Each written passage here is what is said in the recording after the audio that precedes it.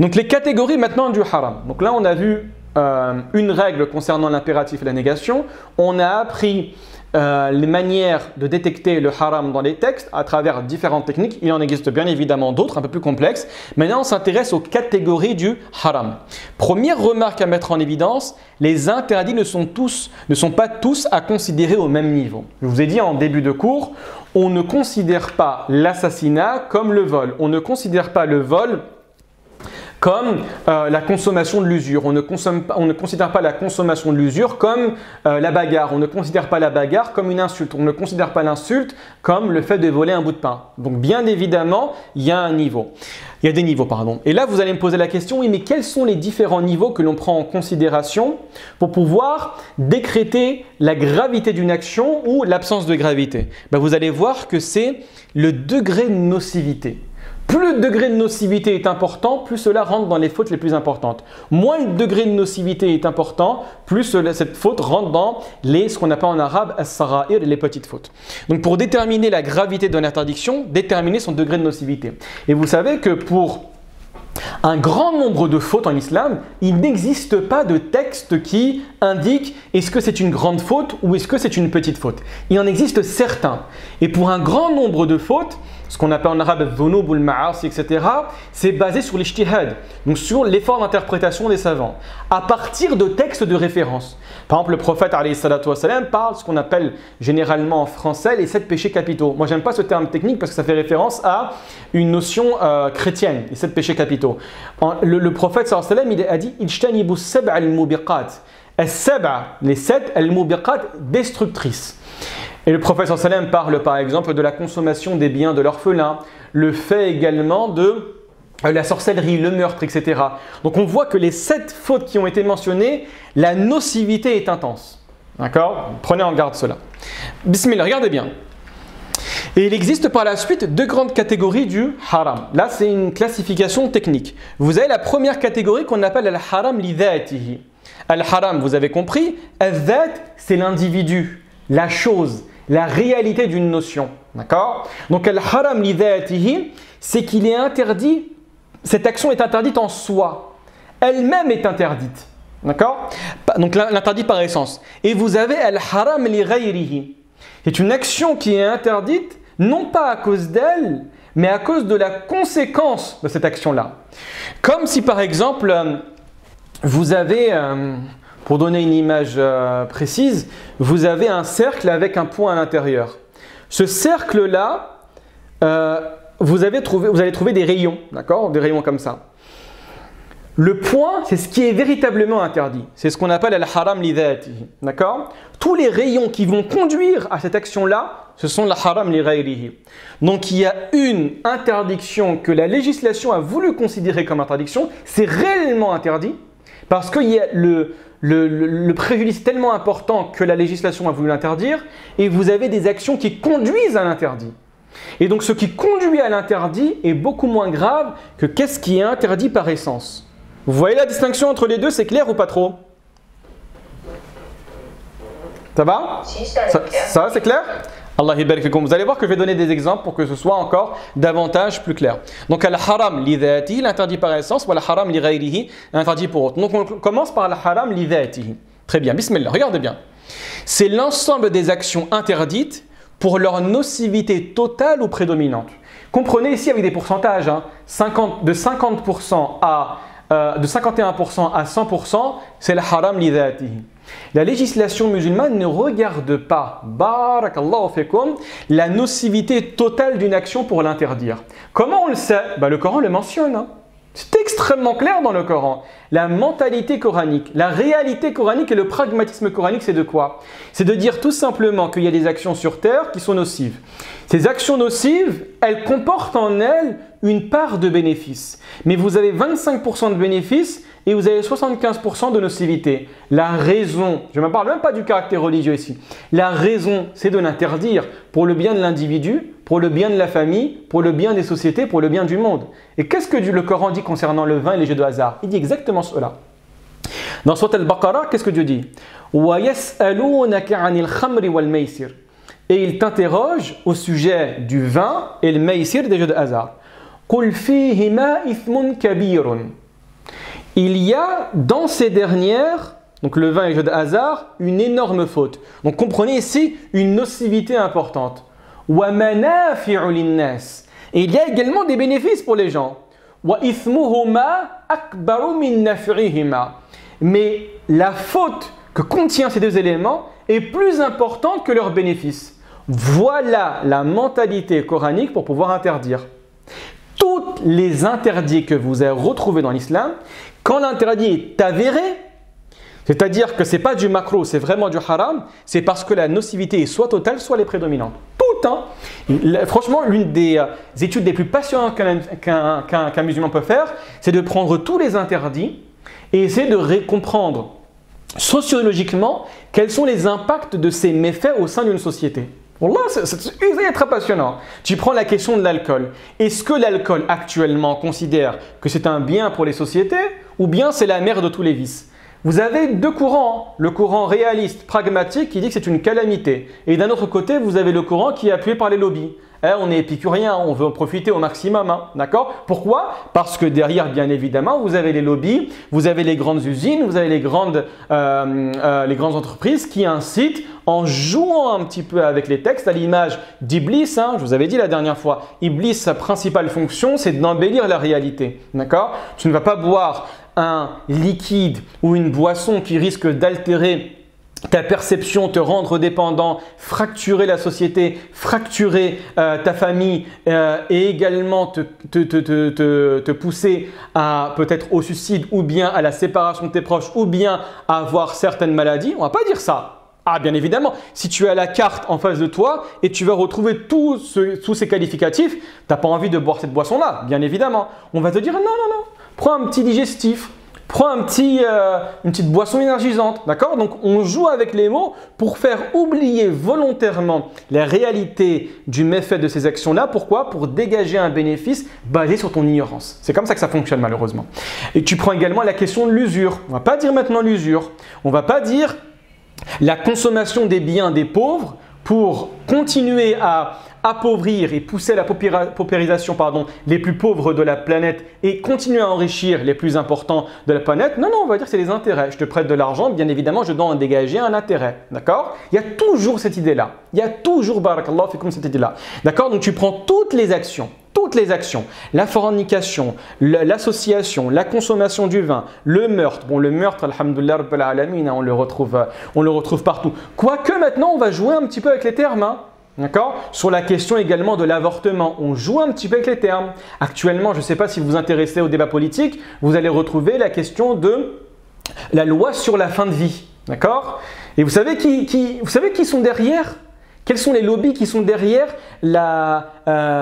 cette volonté de faire passer de force cette loi? Vous savez qui sont les lobbies d'ailleurs? Non. C'est les mutuelles, hein. C'est les mutuelles qui sont derrière parce que ça coûte trop cher de soigner des personnes âgées, d'accord? Donc il y a la volonté de dire on va accorder une mort digne, d'accord? On joue beaucoup avec les mots, barakallahu fikum, on joue beaucoup avec les mots. C'est une mort digne ou bien c'est la volonté de se débarrasser d'un être qui est problématique, d'accord? Ah, exactement, c'est la volonté de se débarrasser d'un fardeau. Dans une société traditionnelle, mais bien évidemment, Allah yubarik fikum, on va totalement oublier et ça ne va même pas traverser l'esprit d'un individu que de dire mon père, ma mère arrive à un certain âge, allez, salam alaikum. Je vais la tuer ou je vais la mettre dans une maison de retraite et je vais me débarrasser. Même à l'époque, pour information, vous savez que la question de l'IVG, l'interruption volontaire de grossesse, a été débattue au début des mouvements féministes, hein, d'accord? Où certaines personnes, alors c'est vrai qu'au début des années 70, quand on voyait la question du féminisme, on disait qu'effectivement, mon corps, mon choix, je fais ce que je veux, c'est mon utérus, je fais ce que je veux. Et en fait, au fur et à mesure, tu vas retrouver des mouvements qui vont considérer que non. Celui qui va tirer un bénéfice de l'IVG, ce n'est absolument pas la femme, mais c'est l'homme. Bon, c'est un long débat, hein. Un livre que vraiment je vous conseille pour comprendre en profondeur la question de cette problématique-là, c'est le livre de Patrick Buisson, Décadence. qui a très bien analysé les problématiques du féminisme, où certains n'ont plus dit IVG, interruption volontaire de grossesse, mais ils ont mis les points sur les i. On dit IVG, interruption de vie gênante. Parce que en définitive, c'est ça. C'est que je vais me débarrasser d'un enfant qui va conduire peut-être d'une relation que j'ai voulu, je ne veux pas porter le fardeau de cette action-là. Donc, je vais au fur et à mesure tuer. Donc, on s'intéresse au fur et à mesure à des fœtus. On va changer les termes techniques. Ensuite, on va aller plus haut. On va regarder les personnes qui ont un certain âge en disant, voilà, on souhaite pour avoir pour ces personnes-là une vie digne. Nous ne voulons pas effectivement les voir dans cette situation-là. C'est difficile d'avoir un proche, etc. Et qu'est-ce qui va se passer dans l'avenir? Peut-être on va s'intéresser aux handicapés, aux déficients mentaux au fur et à mesure. Donc, l'islam met des points sur des i et donne les termes extrêmement précis sur des notions qui sont précises. D'accord? Donc, démêler le vrai du faux, c'est extrêmement intéressant. Et vous savez, à l'époque, Nietzsche disait cela, Tasmiya sulta, le fait de nommer est un pouvoir. Quand tu as la faculté de nommer les éléments comme il se doit, tu as le pouvoir qui se manifeste. D'accord? Et Allah yabarak fikum. Dis-moi, bien sûr. Mais quand c'est la volonté de la personne d'accompagner sa fin de vie. Non, c'est probable. Là, quand on vous écoute, on a l'impression qu'il y a une pression d'un tiers. Mais quand c'est la volonté de la personne elle-même. En fait, il y a des on va le voir, Inch'Allah ta'ala. Il y a des interdits qui sont interdits en soi, c'est ce qu'on va voir, et il y a des interdits qui sont interdits parce que ça conduit à autre chose. Parmi ces interdits-là, c'est ce qu'on appelle le principe de précaution, à savoir, des fois, on va t'interdire des choses parce que ça risque de conduire à un élément beaucoup plus grave. Regarde bien, moi je dis, bismillah, c'est ma vie, je fais ce que je veux, très bien. Pourquoi je suis tenu dans la voiture, sur l'autoroute, ou bien seulement je circule dans la ville, c'est limité à 30, de mettre ma ceinture? C'est pas une atteinte à la liberté individuelle de mettre sa ceinture? Exactement. C'est vrai ou pas? Bien évidemment. Pourquoi je vais mettre ma ceinture? C'est ma vie, je fais ce que je veux. J'ai envie de me prendre un mur. C'est ma vie. Qu'est-ce qu'il y a? Je fais ce que je veux. Ça marche. Le droit… Bien évidemment, il y en a… Non, il n'y a pas d'impact. Il n'y a aucun impact. Je suis dans ma propre voiture. D'accord? Je suis dans ma propre voiture. Très bien. Je roule à 150 km à l'heure. Je roule à 150 km à l'heure et je rentre dans un mur qui appartient à absolument personne, qui est abandonné, qui est délaissé. Est-ce que j'ai demandé aux pompiers de venir me chercher? Non. Est-ce que j'ai demandé aux policiers de venir après moi? Non. Par contre, je te garantis que si tu es attrapé comme ça, tu auras les plus grosses amendes. On te retire ton permis directement. Bon, à 150 km/h, non, mais plus aussi. Pourquoi?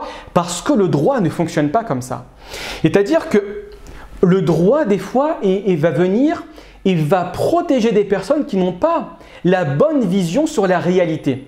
Par exemple, un enfant est mis sous tutelle pour la gestion de ses biens. Pourquoi? Parce qu'il n'est pas encore apte et capable de comprendre la réalité. Une personne qui va dire « je veux une mort digne », peut-être c'est vrai, peut-être pour toi tu vas demander une mort digne.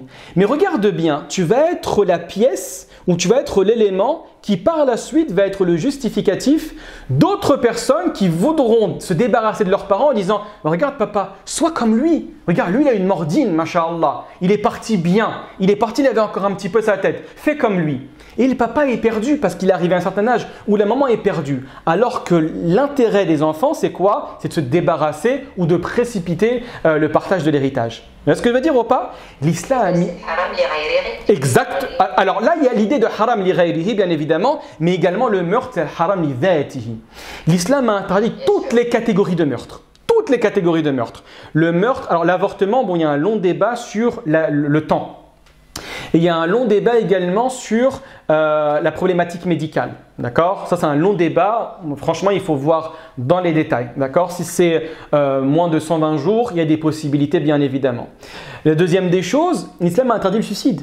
Quand tu réfléchis bien, à qui tu fais du mal? Je suis tout seul chez moi, je me pends. Allah yahfazna, bien évidemment. Allah yahfazna, comprenez-moi bien. Je, c'est impersonnel. Très bien. À qui j'ai fait du mal? J'ai pas de famille, hein. J'ai pas de famille, j'ai pas de proches, il n'y a personne qui me connaît, je me tue moi-même. Pourquoi? C'est considéré comme une grande faute. D'accord? Vous avez un très bon exemple. Hein? Vous voulez comprendre cet exemple-là? Bon, là, je vous conseille de le faire. Regardez, bon, désolé, hein, moi je suis un grand fan de films. Hein. Regardez la série Le Jeu de la mort. D'accord? Sur Amazon Prime. Voilà, c'est très beau. Pourquoi? Parce qu'à travers l'art, on va te faire comprendre la problématique du suicide. D'accord? Vous savez qu'en Corée, c'est bien les séries coréennes parce qu'il n'y a pas de vulgarité et il y a toujours une idée derrière cela. D'accord? Et en Corée, si mes souvenirs sont bons, je crois en Corée et au Japon, le nombre de suicides, le taux de suicide est extrêmement élevé. Donc ils ont fait une série sur cela qui est très belle. Elle est vraiment très belle. Aucune vulgarité, elle est vraiment très très belle et elle te montre de manière explicite la gravité du suicide et quels sont les impacts sur l'individu, la famille, la société. D'accord? Et quel est le mal? Parce que cet individu, désolé, je vous fais la pub, c'est la pub. Je vous fais la pub, c'est une personne qui va se suicider, qui va rencontrer entre guillemets l'ange de la mort, bon, c'est pas véritablement l'ange de la mort, et qui va le conduire en enfer. Et qui a dit, mais pourquoi j'ai fait du mal à personne? Et l'ange, entre guillemets, de la mort va dire, si tu as fait du mal, et tu verras. Et tout au long de ces épisodes-là, vous allez comprendre la gravité qui est de ces actions-là. D'accord? Et vraiment, c'est très très beau. Donc, il y a cette idée-là. L'islam a interdit toutes les notions de meurtre. Que ce soit même dans la guerre, Allah barik fikum, quand vous allez retrouver le droit de la guerre, dans par exemple une guerre avec la terre, Allah yahfazna, et vous allez retrouver les conditions, c'est extrêmement, c'est dur, hein. C'est dur, hein? Allah barik fikum. Même entre musulmans et entre non-musulmans, comme dans les empires abbassides, dans les empires omeyyades, etc. À l'époque du prophète sallam, il y avait des guerres. C'est contraignant. Donc, on ferme toutes les portes parce que c'est un élément qui conduit à, au fur et à mesure, se débarrasser. En fait, qu'est-ce qu'on fait? On ne va plus regarder l'individu comme un être humain, comme un être qui a été anobli par Dieu. On chosifie les choses. Et en chosifiant les choses, tu perds de la gravité de l'action. Je ne vais plus tuer quelqu'un, je vais tuer un individu arrivé à un certain âge qui souhaite avoir une mordine. Je ne vais plus tuer un enfant, je vais tuer un utérus. Un fœtus. D'accord? Je ne vais plus tuer une personne, je vais la neutraliser. C'est le terme qu'on utilise des fois dans la guerre. Il a été neutralisé. Ça veut dire quoi? Parce que tuer, c'est dur. Neutraliser, c'est beaucoup plus métaphorique et c'est beaucoup plus acceptable que le terme de tuer. D'accord? Donc, comprenez ces éléments-là. Allah barik fikum. En espérant avoir répondu à la question, Allah barik fik. D'accord? Allah barik fik. Donc c'est l'ensemble des actions interdites pour leur nocivité totale ou prédominante. Par exemple, le vol, l'association, le meurtre, etc. D'accord? Plus la nocivité est importante, plus elle est totale, plus vous allez voir, Allah comme que c'est considéré comme les grandes fautes. Moins la nocivité est importante et grave, plus c'est considéré comme ce qu'on appelle en français, en arabe, as-sara'ir, les petites fautes. Très bien. Donc maintenant, al-haram li ghayrihi. Al-haram li ghayrihi, qu'est-ce que c'est? Initialement, ces actions sont licites. Très bien, car elles ne comportent pas de préjudice. Dans les faits, initialement, elles ne comportent pas de préjudice. Par contre, ces actions deviennent interdites car elles s'inscrivent à un moment donné dans une prédominance de préjudice. En d'autres termes, quand tu t'intéresses à al-haram li ghayrihi, une action indépendamment du contexte est autorisée. C'est quelque chose de louable. Mais inscrite dans un contexte déterminé, cette action va conduire au haram. C'est pour ça que l'islam va l'interdire. Regardez bien les exemples que je vais donner. Le commerce, bien évidemment qu'il est autorisé. Par contre, le commerce après l'appel à la prière du vendredi est interdit. Et là, on doit se poser la question, comme on a vu hier, mais pourquoi l'islam a interdit le commerce après la prière du vendredi? C'est quoi la illa? C'est quoi la raison d'être? C'est quoi le motif de l'interdiction? C'est la crainte de rater la prière du vendredi. Donc, vous enlevez après la prière du vendredi, on revient à la source initiale, à savoir l'autorisation. Vous ajoutez après l'appel à la prière du vendredi, cela devient interdit. D'accord? Également, demander la main d'une femme, c'est autorisé. Par contre, demander la main d'une femme qui est fiancée, ça devient interdit. Vous avez compris la raison d'être ou pas? Pourquoi c'est interdit? Oui. Parce qu'elle est déjà fiancée? Mais pourquoi c'est interdit? T'as raison, hein? Allah vérifie ça veut rien. Pourquoi c'est interdit? La femme ne peut pas avoir de mari? Non, elle n'est pas encore mariée. Elle martouba. Ah, ça fait oui, c'est genre. Ça fait quoi? Une dispute? Une dispute. Bien évidemment, ça va engendrer une dispute, bien évidemment. Madame a été demandée en mariage par Monsieur A. Monsieur B est au courant, hein. D'accord? Mais le problème, c'est que Monsieur B est beaucoup plus riche, beaucoup plus important, beaucoup plus élégant que Monsieur A. Monsieur B va aller voir la madame qui a été demandée en mariage. Cette dernière va accepter. Monsieur A va être très remonté et ça va créer des litiges entre Monsieur A et Monsieur B. Donc bien évidemment, c'est interdit. D'accord? Le prophète sallam dit « Wala yakhtibu ahadukum ala khitbati akhi ». D'accord? Donc c'est l'idée ici de éviter les litiges. D'accord? Donc moi, franchement, comme je vous l'ai dit, des fois quand vous ne comprenez pas l'interdiction d'une chose, analysez-la en profondeur. Et surtout, ne faites pas des raccourcis dans la tentative de compréhension ou de l'interdiction. Allez toujours voir les chiffres de l'INSEE. Wallah, c'est extrêmement intéressant de voir cela. Hein. Extrêmement intéressant de voir cela. Tu vois la réalité. Vous savez où vous voyez la vraie vie? La vraie vie, on ne la voit pas à la télévision. Hein. La vraie vie, on les voit dans les tribunaux. Hein. Vous êtes dans un tribunal et vous assistez. Vous avez des fois les audiences et vous assistez. Vous entendez des histoires extraordinaires, comme de la réalité de la vie. Hein. Tous les cas, aujourd'hui on parle beaucoup des cas des agressions sexuelles, etc. La quasi-totalité des agressions sexuelles envers les enfants, c'est où? En famille. Exactement, c'est au sein de la famille. Hein. Allah barik fikum. Donc quand on vous dit, vous avez par exemple un texte qui vous demande de séparer les enfants du lit à partir de 7 ans. D'accord? Ou également que la femme, même en présence de son père, ou en présence de son frère, ou en présence d'un mahram, ne doit pas s'habiller n'importe comment. D'accord? Pourquoi? Parce qu'il y a la réalité de la vie, il y a des choses, il y a l'inceste qui est précise, bien évidemment, il y a l'inceste qui est présent. Donc en fait, c'est bizarre, on vous dit, mais pourquoi tu dis, voilà, c'est retourner au Moyen-Âge que de s'habiller comme ça, mais d'un autre côté, quand tu regardes les chiffres, tu te rends compte qu'il y a une explosion des agressions sexuelles et une explosion de l'inceste. Certes, dans ce cas de figure, bon, c'est un autre débat, Allahi barifikum. Ce n'est pas à cause de la femme, hein. Bien évidemment, c'est l'homme qui est responsable. Mais d'un autre côté, tu ne peux pas nier la nature profonde de l'être humain. D'accord? L'homme est créé comme ça. Donc, bien évidemment, il y aura toujours des criminels. Dans ce cas de figure, au magasin, tu enlèves tous les agents de sécurité, tu enlèves toutes les bornes anti-vol, etc. Parce que c'est mal de dire que des gens vont voler. Oh, mais ça existe, c'est comme ça, c'est la vie. Vous voyez ce que je veux dire ou pas? Donc, tant que ça existe, et pour information, ça c'est l'idée la plus importante que vous devez comprendre sur la question du voile. L'islam, alors c'est pas le voile que l'islam a demandé de mettre, hein, c'est important de saisir. Hein. Le voile est une manière d'appliquer l'injonction divine. Tout à l'heure, vous vous souvenez quand je vous avais parlé de l'impératif et l'interdiction? Je vous avais dit, il y a plus de liberté dans l'impératif ou dans l'interdiction? L'interdiction, Allah barik fikum. Et le verset de la sourate 24 qui parle du voile n'utilise pas l'impératif. Le Coran ne dit pas mettez des voiles. Le Coran dit ne montrez pas. Ah, c'est pas la même chose. Hein. Et qu'elles ne manifestent de leur atour que ce qui en paraît. Ça veut dire quoi? C'est-à-dire que tant que tu caches une certaine partie de ton corps, tu fais ce que tu veux. C'est ça qu'il faut comprendre. Hein. Donc il y a beaucoup plus de liberté dans l'interdiction que dans l'impératif. Et pourquoi l'idée de tout cela, c'est mentionné en sourate numéro 33, hein, c'est pour ne pas être importuné. L'idée de la tenue vestimentaire pour les hommes et pour les femmes, c'est, bon, principalement pour les femmes, c'est une réalité, c'est le fait de ne pas être importuné, de ne pas être constamment pourchassé dans la rue par des individus mal intentionnés.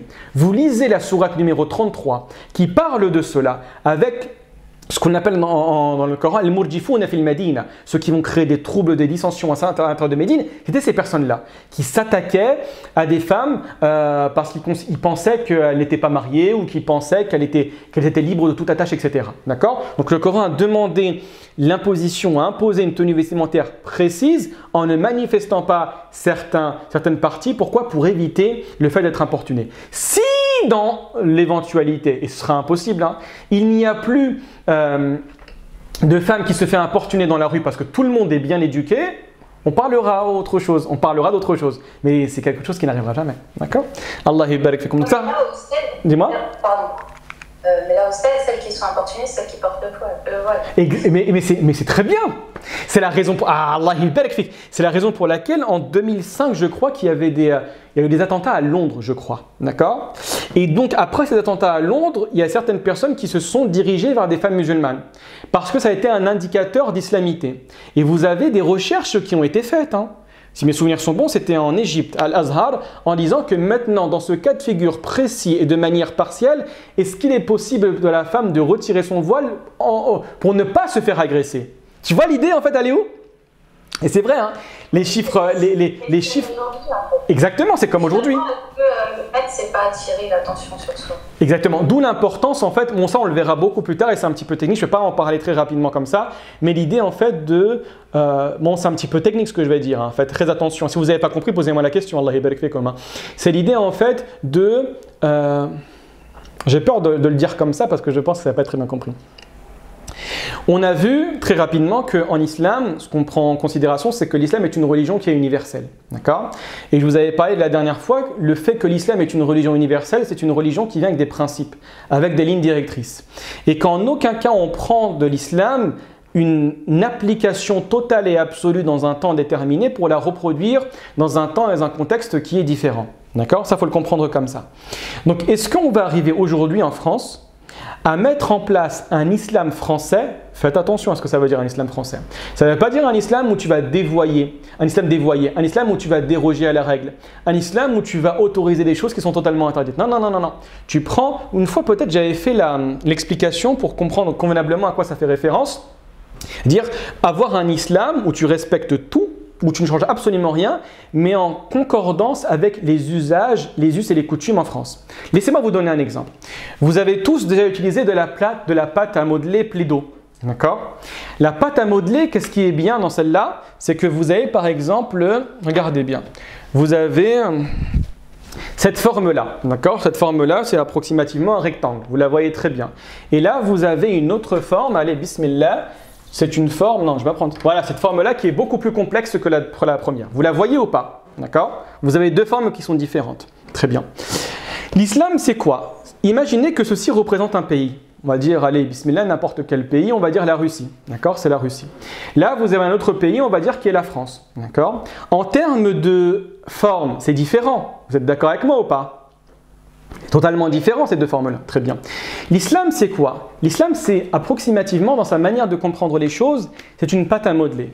Une pâte à modeler, je la prends, j'en fais ce que je veux. Par la suite, je peux l'appliquer à l'intérieur de cette forme-là. Je la mets ici, je l'écrase, je l'étale, ça va respecter. Ça va respecter le cadre de la Russie, par exemple, dans le sens où je ne vais rien perdre de l'islam qui est métaphoriquement la pâte à modeler. C'est vrai. Et ensuite, ça respectera le cadre.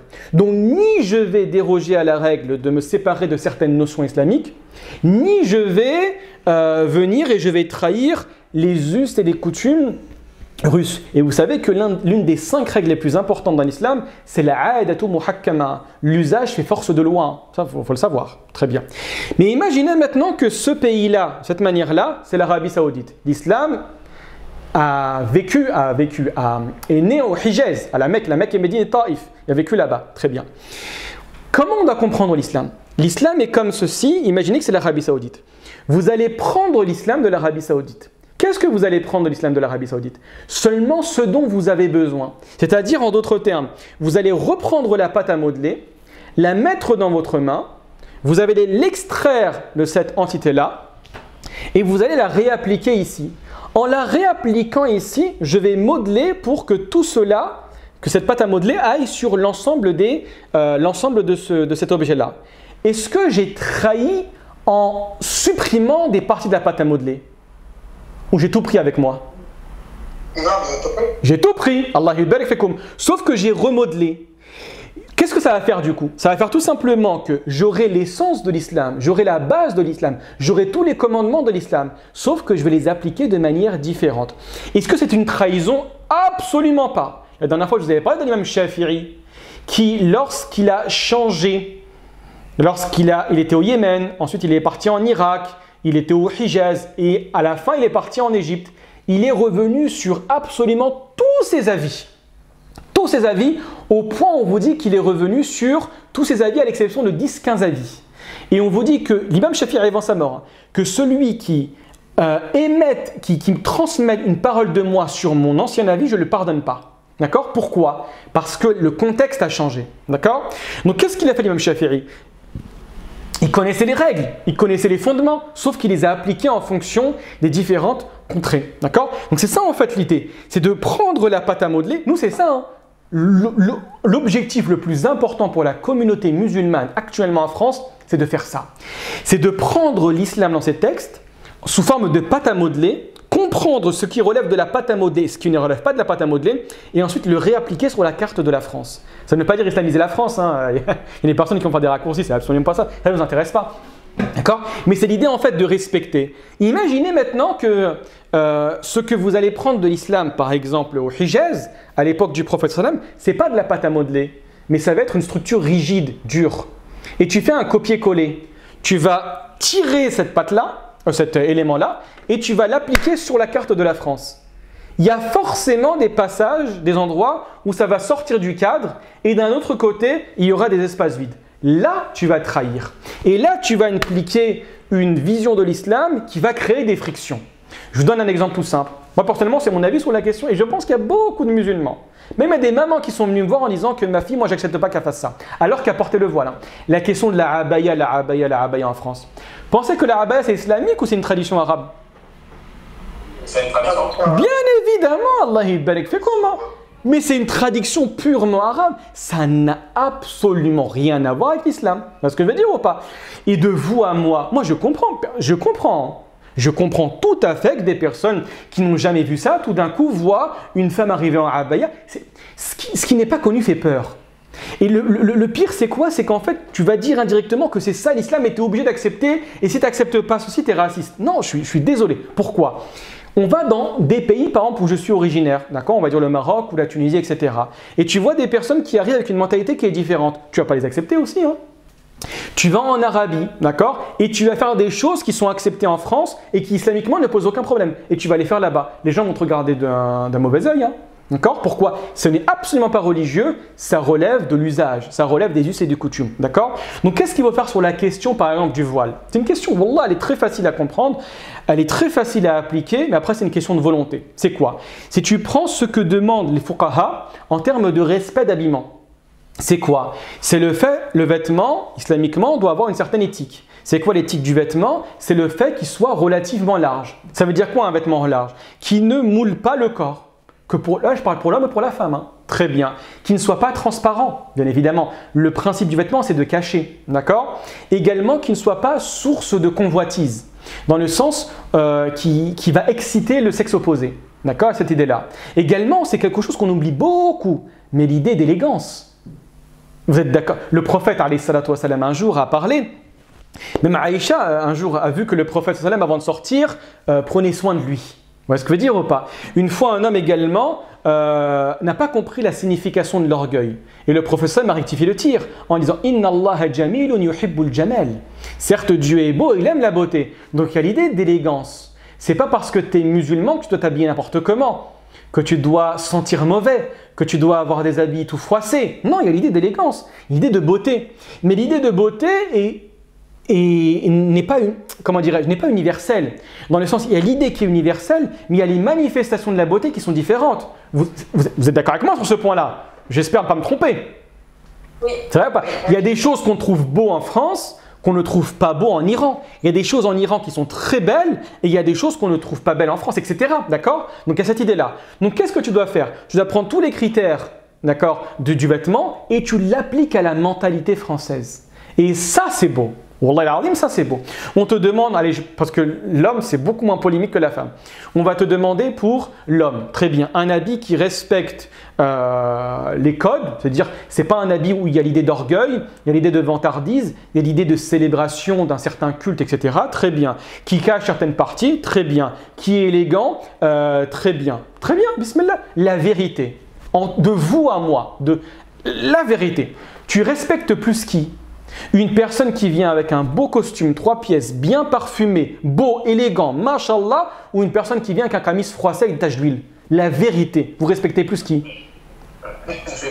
Mais wallah, c'est vrai. Mon petit frère un jour me l'a dit. Mon petit frère s'habille normalement. Mais un jour, une fois, il a fait une formation, il était habillé en costard. Il dit, Mounia, la première fois que je suis rentré au restaurant, tout a changé.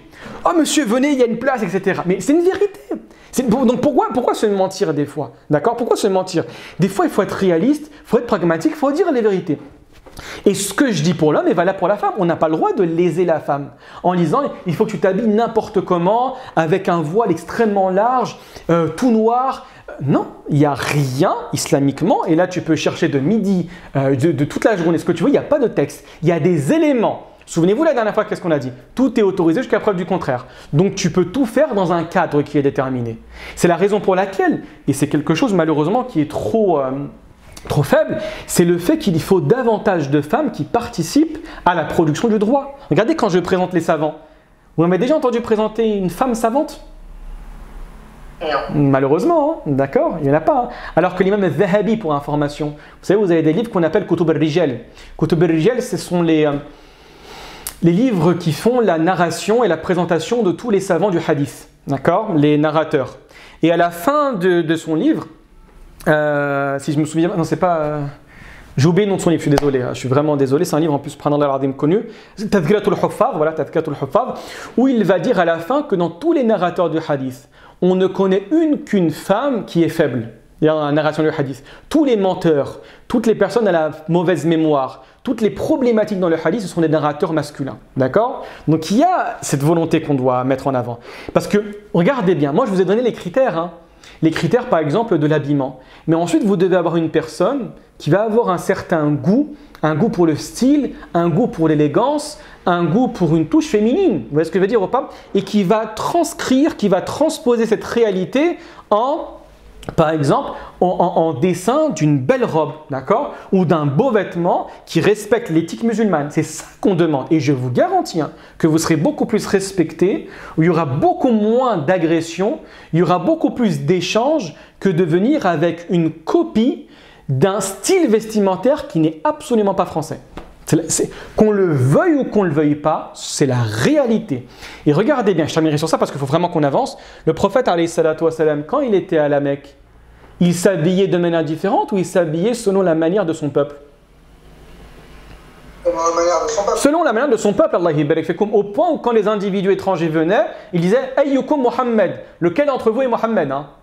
Ça, il faut le savoir. Dans le sens, il n'y avait aucun signe distinctif. Le prophète sallam s'habillait de la même manière que les pires ennemis de l'islam. Donc dire que l'apparence extérieure est nécessairement codée par les règles de l'islam, c'est faux. L'islam demande simplement de respecter certains cadres. Et ce cadre, Wallah al-Azim, on peut faire en sorte de le mettre en pratique avec une idée française. Et c'est beau, la vérité c'est beau. Qu'on le veuille ou qu'on ne le veuille pas, on est des citoyens français, hein. On vit en France. Hein. D'accord? Dis-moi, tafaddali Nadia. De Londres, j'ai entendu qu'en France, même les robes qui sortaient de magasins d'Aix ou autres, ils en ont fait une polémique. Ouais, c'est vrai. Hein. Les robes traditionnelles normales. Ah, c'est vrai, hein, c'est vrai. Hein. Allah yabarak. C'est vrai, en France, il y a un gros climat, effectivement. Il y a un climat islamophobe qui s'installe, mais une grosse partie de ce climat-là. Alors, il y a un climat, si vous voulez le comprendre convenablement, pourquoi il y a un climat islamophobe qui s'installe, il y a 2 livres que je peux vous conseiller. Mais vraiment 2 livres. Hein. Un livre qui est gratuit sur Internet, Alhamdulillah Rabbil Alamin, et un livre qui est un peu plus cher. Le premier, c'est Main basse sur l'information de Laurent Mauduit. C'est le cofondateur de Mediapart, où il fait la recension de tous les grands organes de presse et tous les grands milliardaires qui ont acheté ces organes de presse et qui l'utilisent pour défendre leurs intérêts. Et le résumé de ce livre, je vous le donne en un mot, hein, c'est quand on a posé la question à Xavier Niel. Vous connaissez Xavier Niel, le milliardaire, hein, d'accord, de Free, d'accord, et qui a investi énormément dans la presse. Quand on lui a posé la question, mais pourquoi tu as acheté tout cela? Je suis désolé du terme qu'il a utilisé. Hein. Il a dit pour qu'on arrête de m'emmerder. Je suis désolé, hein, d'accord? Il a très bien compris que c'est ce qui forge l'opinion. Hein. Donc en d'autres termes, je suis le patron, tu ne parles pas de mes intérêts. Tu parles de qu'est-ce qui va susciter les problématiques, qu'est-ce qui va attiser la haine pour que les gens oublient. D'accord? C'est ce qui fait le buzz de manière générale. D'accord? Très bien. Et le deuxième livre, c'est pour comprendre la mentalité actuellement du gouvernement. C'est un livre vraiment, je conseille. Il est juste là, je vais vous le montrer. Attendez. D'accord? C'est celui-là. C'est le livre Crépuscule de Juan Branco. Vraiment, je vous le conseille. Hein. Si vous ne voulez pas le lire, franchement, vous le lisez, il est magnifiquement bien écrit. Il fait quoi? Il fait approximativement 300 pages, vous allez le dévorer. Hein. Ou sinon, vous allez directement sur la chaîne Thinkerview et vous le regardez, c'est le résumé. Hein.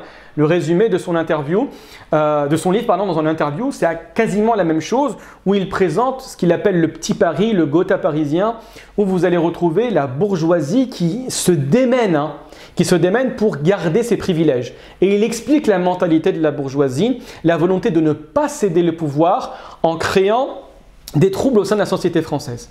Et la problématique de la société française, c'est l'idée de la religion. Vous savez que la France a un lourd passif avec la religion. Donc vraiment, je vous le conseille, vous écrivez « Illusion de la démocratie » sur Thinkerview, excellent. Je l'ai regardé, je crois, 2 ou 3 fois, je ne me souviens plus. Excellent. Donc, pour comprendre le climat islamophobe, en partie, barakallahu fikum, il y a cette idée-là. Il y a d'autres personnes qui tirent les ficelles et qui souhaitent effectivement avoir une confrontation entre, d'un côté, ce que Ouria Boutelja appelle les beaufs et les barbares.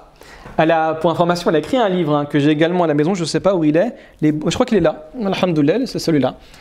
Ah non, c'est pas celui-là. C'est la même, c'est la fabrique. Bon, je ne sais plus où il est, je suis désolé, il doit être quelque part ici. D'accord, les beaufs et les barbares. Les beaufs, vous avez compris, les barbares, vous avez compris, c'est qui? C'est nous. Où en fait, il y a une volonté de monter les uns contre les autres pour que la bourgeoisie tire son épingle du jeu et continue à garder le pouvoir. Et elle vous dit le contraire. Il faut faire en sorte que les beaufs, donc, vous m'avez compris c'est quoi les beaufs, hein? En gros, les Français de souche qui sont laissés pour compte, et d'un autre côté les barbares, il faut qu'ils s'unissent autour d'un projet commun, c'est le projet de la nation, pour essayer de renverser la bourgeoisie. D'accord? Donc il y a ces idées-là. Des fois, ce n'est pas simplement l'idée de la religion qui est problématique. Absolument pas. Ce n'est pas l'idée de la religion. C'est l'idée de défendre ses intérêts. La divinité la plus adorée dans le monde, c'est l'idée de c'est l'intérêt. Hein. D'accord? Tu es prêt à tous les sacrifices pour défendre tes intérêts. Et quand la bourgeoisie sent que ses intérêts commencent à disparaître, elle est prête à tous les sacrifices. D'accord? Allah barik fikum. Bon, c'est une longue digression, mais bon, khir, je ne sais pas pourquoi on en est arrivé là, mais bon, khir, Inch'Allah. Ça va? C'est assez clair par rapport à ça? Oui, ça va? C'est très intéressant. Allah barik fik. Donc, on en reparlera, je vous ferai un petit message où, comme j'avais mentionné hier, la volonté, vous savez, de clarifier certains sujets pour que par la suite, on n'en parle plus. Je vous avais dit, par exemple, hier, on a évoqué très rapidement le fait de serrer la main à une femme étrangère. Ce serait bien qu'on traite cette question-là au niveau, non pas dogmatique et au niveau de certains partis pris, mais simplement au niveau usuli, c'est-à-dire au niveau scientifique. Évoquer les différents avis, mais pas simplement dire un tel a dit oui, un tel a dit non, un tel a dit peut-être. Non, essayer de mentionner les textes, extraire les règles et comprendre la raison de la divergence, d'accord? Et mettre un nombre important de thématiques, les traiter une bonne fois pour toutes pour ensuite avancer. Vraiment pour ensuite avancer, d'accord? Allah barik fikum.